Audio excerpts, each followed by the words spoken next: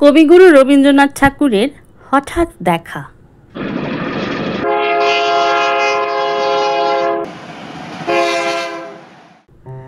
রেলগাড়ির কামরায় হঠাৎ দেখা, ভাবিনি সম্ভব হবে কোনো দিন।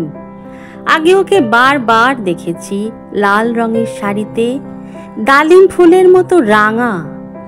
আজ পরেছে কালো রেশমের কাপড়, আঁচল তুলেছে মাথায়, দোলন চাপার মতো চিকন গৌর মুখখানি ঘিরে।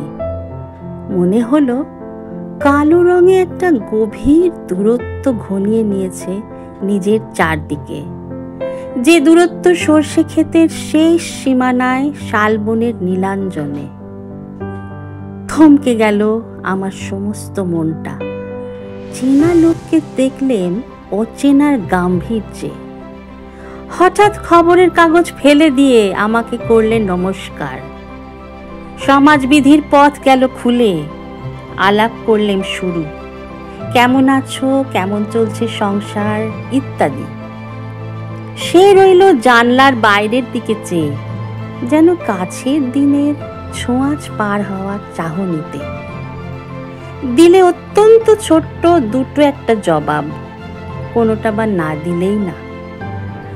বুঝিয়ে দিলে হাতের অস্থিরতায়, কেন এসব কথা, এর চেয়ে অনেক ভালো চুপ করে থাকা।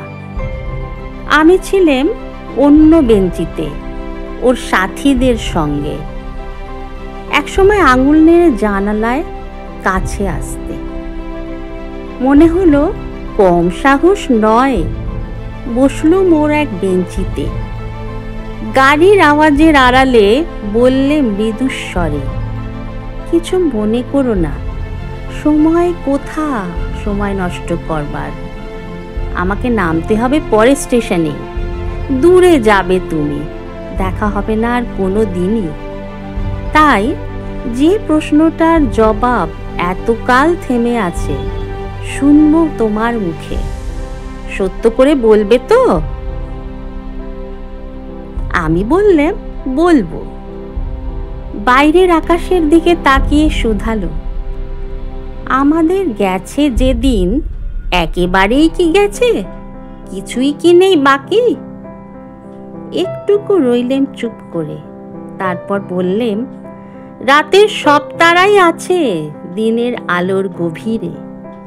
খটকা লাগলো, কি জানি বানিয়ে বললেম নাকি। ও বললে, থাক এখন যাও ওদিকে। সবাই নেমে গেল পরের স্টেশনে, আমি চললেম একা। নমস্কার।